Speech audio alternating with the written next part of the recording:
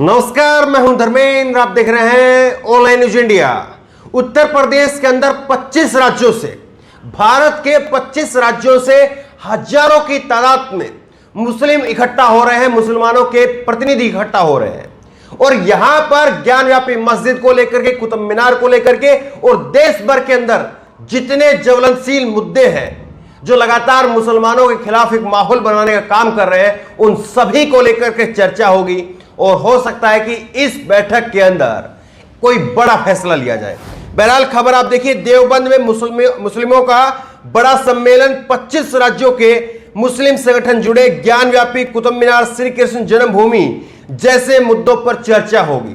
तो ये जमीयत उलेमा हिंद के उत्तर प्रदेश के सहारनपुर के देवबंद में जो है ये पूरा प्रोग्राम ऑर्गेनाइज किया जा रहा है और यहां पर 25 राज्यों के जो बड़े जनप्रतिनिधि हैं मुसलमानों के, वो सारे यहां पर इकट्ठा हो रहे हैं।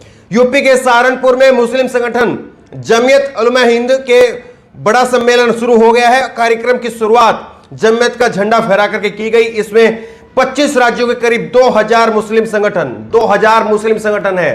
अब सोच लीजिए कि एक एक संगठन के पीछे पीछे अगर जो है वो कम से कम जो है वो अगर 10,000 5,000 भी अगर मुस्लिम वहां पर हुए तो सोचिए कितनी बड़ी संख्या में यहां पर लाखों की तादाद में जो है सीधा संदेश जाएगा।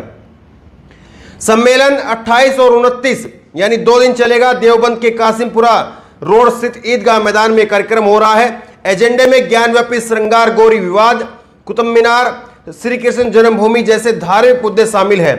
जमीयत के सम्मेलन की अध्यक्षता संगठन के अध्यक्ष और पूर्व सांसद मौलाना महमूद मदनी कर रहे हैं। तो मौलाना महमूद मदनी जो है वो इसकी अध्यक्षता करेंगे।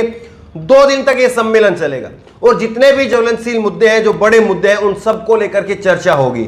इससे पहले भी जो है जिस तरह की बातें कही गई थी जमीयत की तरफ से कि जो ज्ञानव्यापी मस्जिद का मुद्दा है उसको अब सड़कों पर ना लेकर के जाए, उसको इंतजामिया कमेटी के वकील उसको लड़ रहे हैं, बखूबी लड़ रहे हैं और आप लोग जो है वो इंतजार करिए। जैसे ही मामला कोर्ट से निकल करके सामने आएगा फिर उसके बाद में इसको लेकर के एक्शन लिया जाएगा।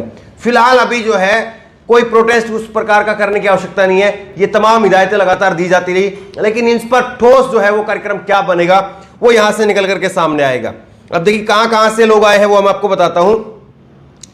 इन राज्यों से लोग आए हैं। जमीयत उलेमा हिंद के कार्यक्रम में 25 राज्यों से लोग आए हैं। इनमें मुख्य रूप से महाराष्ट्र से आए मौलाना नदीम सिद्दीकी, यूपी से मौलाना मोहम्मद मदनी, तेलंगाना से हाजी हसन, मणिपुर से मौलाना मोहम्मद सईद, केरल से जकरिया, तमिलनाडु से मौलाना मसूद, बिहार से मुफ्ती जावेद, गुजरात से निसार अहमद, राजस्थान से मौलाना अब्दुल वाहिद खत्री, असम से हाजी बशीर, त्रिपुरा से अब्दुल मोमिन पहुंचे हैं और सांसद मौलाना बदरुद्दीन अजमल जो कि पश्चिम बंगाल से ममता बनर्जी की पार्टी से वो पहुंचे हैं। पश्चिम बंगाल में ममता सरकार में मंत्री मौलाना सिद्दीकी उल्लाह चौधरी वो पहुंचे हैं। शूरा सदस्य मौलाना रहमतुल्लाह कश्मीरी सहित कई बड़ी हस्तियां देवबंद पहुंच चुके हैं। इसके अलावा झारखंड, उत्तराखंड, पश्चिम बंगाल से भी मुस्लिम संगठन के लोग जो है वो यहां पर जुट रहे हैं।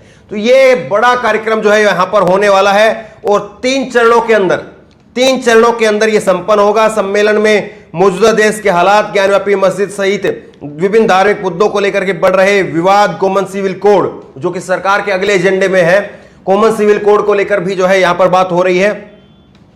मुस्लिम वक्फ और मुस्लिमों की शिक्षा आदि की चर्चा होनी है। जमीयत उलेमा हिंद के महासचिव जहीन अहमद ने बताया कि मौलाना महमूद मदनी की अध्यक्षता में होने वाले यह जलसा 3 चरणों में संपन्न होगा। एजेंडे पर विचार विमर्श के बाद में रविवार को अंतिम चरण के कार्यक्रम की सर्वसम्मति से पारित कर दिए जाएंगे। तो रविवार को जो है वो आखिरी फैसला होगा और सोमवार को ज्ञानव्यापी मस्जिद का भी ये मानकर के चलिए कि फैसला आ जाएगा, क्योंकि सोमवार को अभी जो सुनवाई हुई थी उसमें मुस्लिम पक्ष की जो दलीलें थी वो पूरी नहीं हो पाई थी, इसलिए कोर्ट ने 1 दिन का और समय दिया था और सोमवार को 30 तारीख को 2 बजे से फिर वही दलीलें शुरू होंगी और दलीलें पूरी हो जाएंगी और उसके बाद में कोर्ट ये बताएगा कि ये मुकदमा चलने लायक है भी या नहीं। तो ये 30 और उससे पहले जो है 29 तारीख ये बड़ी अहम होने वाली है।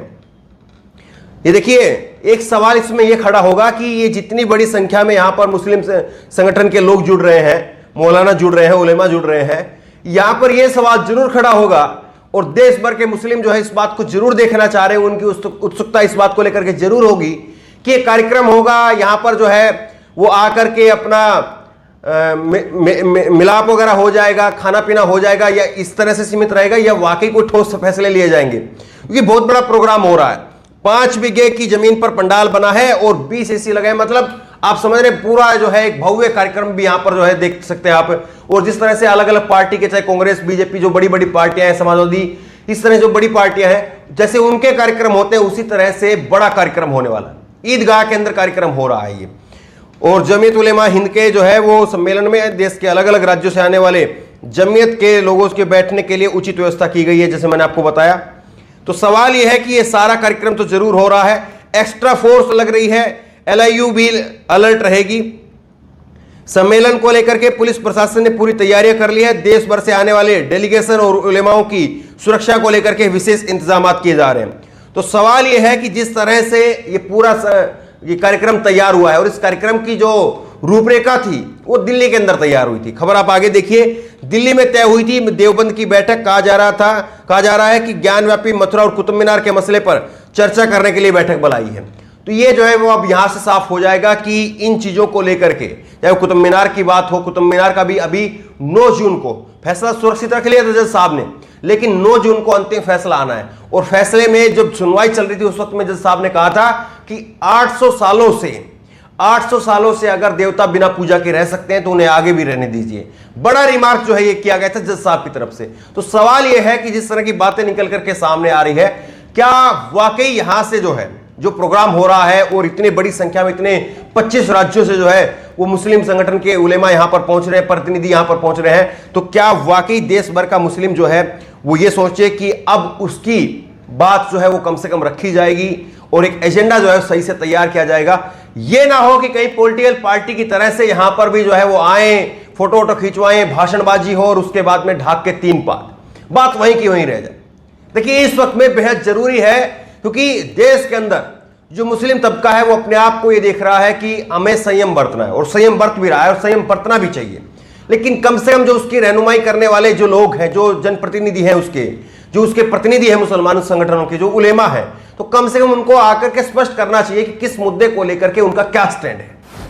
आखिरकार किसी न किसी को तो जो है वो बोलना पड़ेगा और किसी न किसी को तो बताना पड़ेगा कि उनका क्या स्टैंड है।